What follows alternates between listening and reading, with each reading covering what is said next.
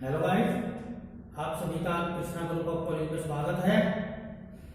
हमारा जो B.Ed 2 वर्षीय प्रोग्राम है, हम उसके अंतर्गत आज अपनी इस वीडियो में जो हमारा B.Ed सेकेंड ईयर का सिलेबस है, उसमें जो ऑप्शनल पेपर होते हैं, उनमें हमारा एक पेपर पर्यावरण शिक्षा भी होती है, एनवायरमेंट एजुकेशन, जिसका पेपर कोड E503 है। हम आज अपनी इस वीडियो में उसी में अध्ययन करेंगे। हमारा जो आज का टॉपिक है वह है सांस्कृतिक अथवा मानव निर्मित पर्यावरण, यानी कि cultural and human development environment. तो आज हम अपने इस वीडियो के अंदर जो सांस्कृतिक या मानव निर्मित पर्यावरण होता है वह कैसा होता है, उसका निर्माण किस प्रकार से होता है, या किस पर्यावरण को हम सांस्कृतिक या मानव निर्मित पर्यावरण कह सकते हैं, उन सब के बारे में जानेंगे। तो सबसे पहले हम देखते हैं सांस्कृतिक पर्यावरण का अर्थ।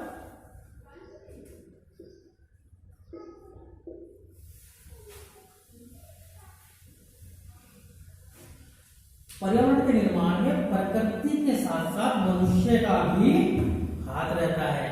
यानी कि जब किसी प्रकृति का निर्माण होता है, यानी कि पर्यावरण का निर्माण होता है तो प्रकृति तो अपना काम करती ही है, यानी कि प्रकृति के द्वारा तो पर्यावरण का निर्माण होता ही है, लेकिन मनुष्य भी उसमें निर्माण प्रक्रिया में सहयोग करते हैं। यानी कि मनुष्य भी अपना पूरा सहयोग करते हैं, पर मनुष्य का भी हाथ होता है। मनुष्य द्वारा निर्मित पर्यावरण सांस्कृतिक पर्यावरण कहलाता है। यानी कि जिस पर्यावरण का निर्माण मनुष्य करते हैं, यानी कि मनुष्य के द्वारा जिस पर्यावरण का निर्माण किया जाता है, उसी पर्यावरण को सांस्कृतिक या मानव निर्मित पर्यावरण कहा जाता है। यानी कि अगर इस पृथ्वी पर आकर मनुष्य अपने जीवन के लिए पर्यावरण का निर्माण करते हैं अपने हाथों से, तो उसे ही हम सांस्कृतिक या मानव निर्मित पर्यावरण कहते हैं। भौतिक और अभौतिक रूप में पीढ़ी को अपने पूर्वजों से प्राप्त होता है। यानी कि जो भौतिक हो या अभौतिक हो, उसमें जो मनुष्य होता है उसे यह पर्यावरण अपनी पीढ़ी से प्राप्त होता है। यानी कि जो उसे बनाने के तरीके हैं वह सब क्या है, अपनी पीढ़ी से प्राप्त होते हैं। उसे ही सांस्कृतिक पर्यावरण कहा जाता है। यानी कि जो पीढ़ी दर पीढ़ी चलता रहता है, यानी कि किसी परिवार में या किसी धर्म में कोई संस्कृति चली आ रही है, सांस्कृतिक प्रोग्राम चले आ रहे हैं, वह दूसरी पीढ़ी भी मनाएंगी। तो इस प्रकार की जो प्रक्रियाएं हैं वह पीढ़ी दर पीढ़ी चलती रहती है।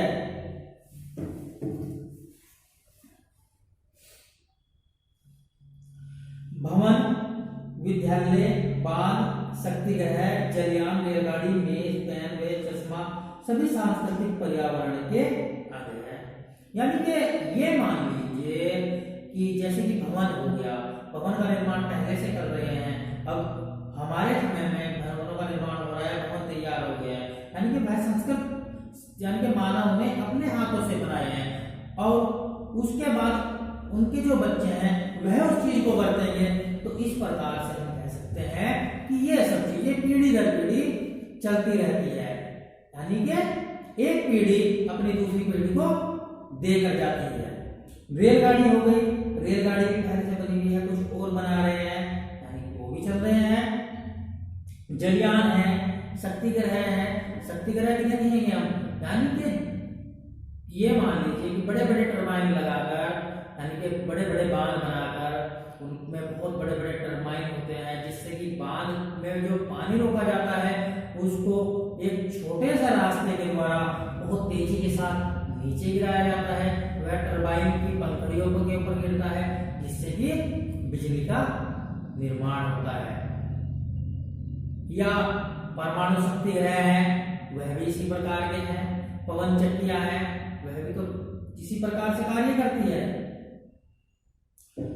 सो गाइस इस तरीके के जितने भी कार्य हैं वह कहां से मिले, हमें अपनी पीढ़ी से मिले। अब हमारे बच्चे होंगे, आते ही साथ तो उन्होंने शुरू नहीं कर दिए, क्योंकि इन सब चीजों का निर्माण पहले से हो रखा है और धीरे धीरे इनमें और भी सुधार होता जा रहा है। तो हम यही कह सकते हैं कि सांस्कृतिक पर्यावरण के स्वरूप को संभालने में प्रत्येक आगामी पीढ़ी का योगदान रहता है। यानी कि जो सांस्कृतिक स्वरूप है, पर्यावरण का के स्वरूप है, उसको संभालने के लिए जो प्रत्येक पीढ़ी होती है, यानी कि आने वाली जितनी भी नस्लें यानी कि पीढ़ियां होती है, उनका योगदान होता है। कोई चीज आज हमने बनाकर खड़ी कर दी तो उसको संभालने के लिए भी तो गाइड चाहिए, तो उसको संभालने के लिए प्रत्येक जो आने वाली पीढ़ी है उनका भी सहयोग होता है। इस प्रकार भौतिक और अभौतिक रूप में पीढ़ी को अपने पूर्वजों से जो प्राप्त होता है, यानी कि वह चाहे भौतिक रूप में प्राप्त हो या अभौतिक रूप में प्राप्त हो, लेकिन आने वाली पीढ़ी जो होती है उसको जो अपने पूर्वजों से प्राप्त होता है, यानी कि उनके जो पूर्वज है जो उनसे उनको प्राप्त होता है उसे ही सांस्कृतिक पर्यावरण कहा जाता है। उसमें हमने बताया ही है, यानी कि विद्यालय, एक विद्यालय बना हुआ है, छोटा सा बच्चा आएगा, उसने बनाया तो नहीं ना, उसको उसके पूर्वजों ने बनाया है। यानी कि कोई भी वादिका वह बिल्डिंग, विद्यालय बिल्डिंग उसको बनी बनाई मिल गई, उसमें जाकर उसने शिक्षा ग्रहण की, जब वह बड़ा जाएगा तो वह भी उसमें काम करेगा, अगर उस लाइन में जाना चाहेगा। तो इस प्रकार से जो पूर्वज होते हैं वह अपनी पीढ़ी को ये सब कुछ देकर जाते हैं और आने वाली पीढ़ी का भी उसमें उसको संभाल के रखने में योगदान होता है। इन्हें भौतिक संस्कृति के अंतर्गत रखा जाता है, यानी कि जो इस प्रकार की क्रियाएं होती है वह सब जो भौतिक संस्कृति होती है उन्हें उसके अंदर रखा जाता है। रीति रिवाज, यानी कि एक धर्म के या एक समुदाय के किस प्रकार के रीति रिवाज हैं वह सभी अपनी आने वाली पीढ़ी को लेकर जाएंगे, जिनको वे संभाल कर आगे उसी रीति रिवाज पर चलकर अपना जीवन यापन करते हैं। धर्म हो गया, आचरण हो गया, भाषा, लिपि व साहित्य भी सांस्कृतिक पर्यावरण के अंग है। यानी कि हमारा जो धर्म है, हमारा जो साहित्य है, हमारी जो संस्कृति है वह भी सांस्कृतिक या मानव निर्मित पर्यावरण के अंग है, क्योंकि मानव ने ही इन सब चीजों का निर्माण किया है, प्रकृति ने तो नहीं किया, मानव ने किया है। आज किस त्योहार को किस प्रकार से मनाना है, अभी होली को ले लीजिए, होली पे लोग बाग गुलाल का यूज करते हैं, रंगों का त्योहार है, अच्छे अच्छे पकवान बनते हैं। दीपावली को ले लीजिए या अदरवाइज और भी बहुत सारे त्योहार है, हमारी ईद है, ये सब क्या है, यानी कि मानव निर्मित सारी वो है, रीति रिवाज है। मानव ने इस प्रकार की संस्कृति क्रिएट की है, बनाई है, तो इसी वजह से इसे सांस्कृतिक या मानव निर्मित पर्यावरण कहा जाता है।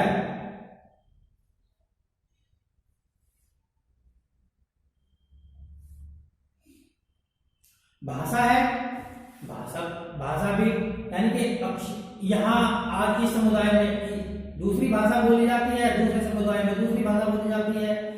इसी प्रकार से हम कह सकते हैं, यानी कि आने वाली पीढ़ी अपने पूर्वजों से द्वारा दी गई, यानी कि जो दिया गया जो पर्यावरण है उसको संभालने में सहयोग करते हैं।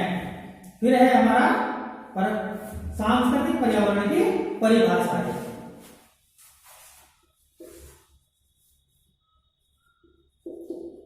सांस्कृतिक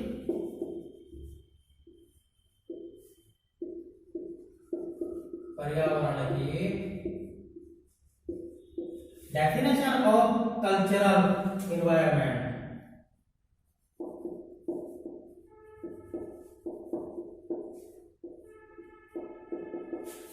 सो गाइस अभी हम देखते हैं डेफिनेशन किसकी, कल्चरल इन्वायरमेंट की, यानी कि हमारा जो सांस्कृतिक या मानव निर्मित पर्यावरण है। विभिन्न विद्वानों ने सांस्कृतिक पर्यावरण को निम्नलिखित प्रकार से परिभाषित किया है। जितने भी विद्वान होंगे वह सभी अपने ढंग से अलग अलग चीजें जोड़कर किसी भी चीज को परिभाषित करते हैं। सो गाइस हम देखते हैं मैकइवर तथा पेज के अनुसार। नंबर 1 है हमारा मैकइवर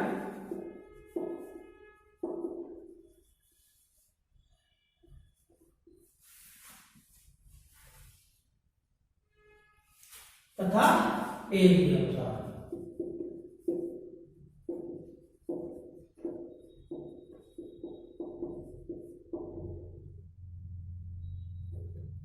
देखते हैं हमारे पेज में क्या कहते हैं।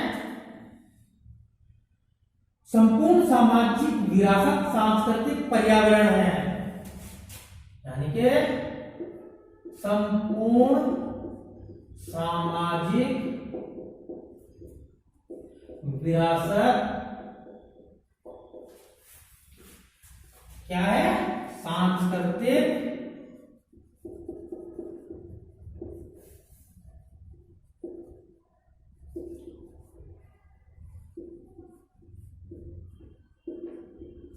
हमारे जो मैकइवर और पेज महोदय हैं वह कहते हैं कि जो इस संसार में संपूर्ण विरासत है वह सांस्कृतिक पर्यावरण है, यानी कि इस पृथ्वी पर जितनी भी चीजें हैं बनाई हुई हैं, विरासत हम किसे कहेंगे? यानी कि किसी भवन को, किसी वस्तु का निर्माण किया हुआ है और वह हमारे सामने प्रत्यक्ष रूप से प्रेजेंट है, वह किसमें आएगी? विरासत में आएगी। अभी ये मान लीजिए कि बहुत बड़े बड़े जो किले हैं, महल है, आज भी है, वह क्या है? यानी कि भारत की विरासत है, धरोहर है। यानी कि संसार में जो कुछ भी मानव के द्वारा बनाया गया है वह संपूर्ण विरासत ही सांस्कृतिक पर्यावरण है।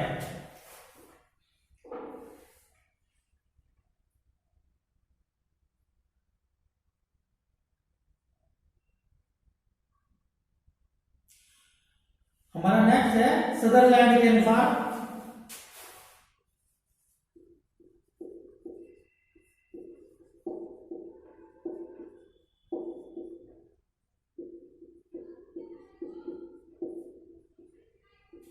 सदरलैंड महोदय क्या कहते हैं? पर्यावरण के मानव निर्मित भाग को पर्यावरण के मानव निर्मित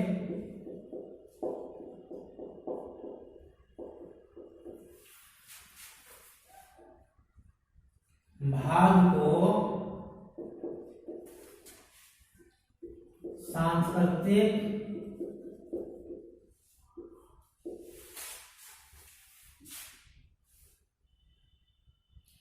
पर्यावरण कहते हैं।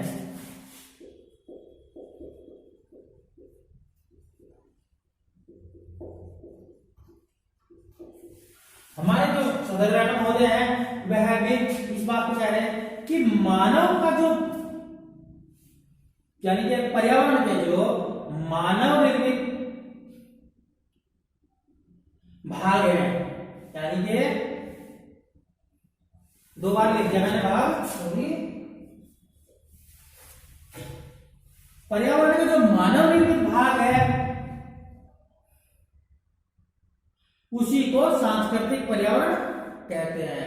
यानी कि मानव में इस पर्यावरण के अंदर अपने द्वारा जितना भी भाग बनाया है, जो कुछ भी बनाया है, यानी कि चाहे वह बिल्डिंग हो, रेलगाड़ी हो, जलयान हो, बड़ी बड़ी इमारतें हो, कुर्सी मेज हो, भवन हो, कुछ भी हो, यानी कि इस पर्यावरण के अंदर मानव ने जिस चीज को भी अपने हाथों के द्वारा बनाया है या अपने आप उसका निर्माण किया है, उन सभी को सांस्कृतिक या मानव निर्मित पर्यावरण कहा जाता है।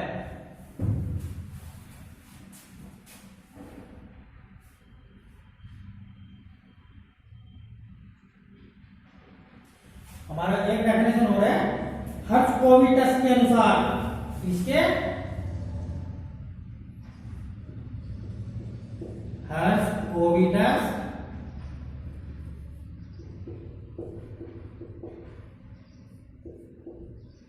के अनुसार देखते हैं क्या महोदय क्या कहते हैं।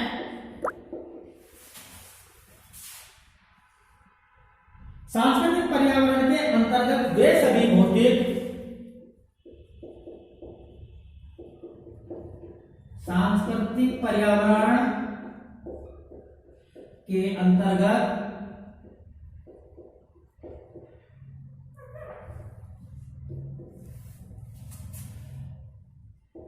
वे सभी भौतिक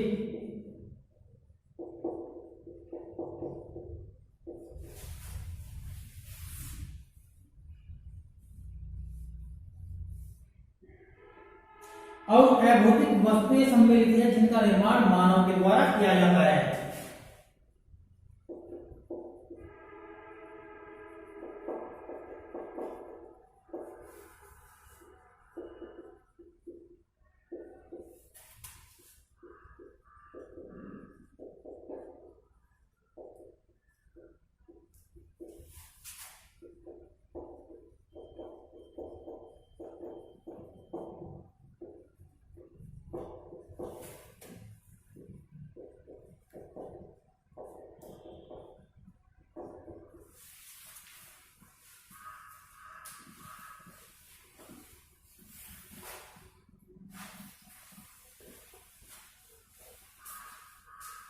हमारे जो हर्ट्ज-कोविटस महोदय हैं वह इस बात को कहते हैं कि सांस्कृतिक पर्यावरण के अंतर्गत वे सभी भौतिक और अभौतिक वस्तुएं सम्मिलित हैं जिनका निर्माण मानव के द्वारा किया जाता है।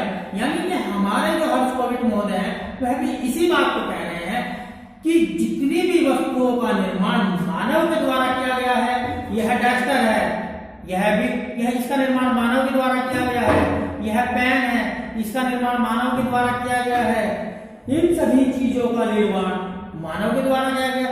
यानी कि हर्ट्ज-कोविटस महोदय का भी यही मत है कि जितनी भी वस्तुएं इस संसार के अंदर है, इस पृथ्वी पर है, जिनका निर्माण मानव के द्वारा किया गया है, फैन है मानव के द्वारा निर्माण किया गया है, उन सभी को सांस्कृतिक पर्यावरण कहा जाता है। यानी कि सांस्कृतिक या मानव निर्मित पर्यावरण कहा जाता है।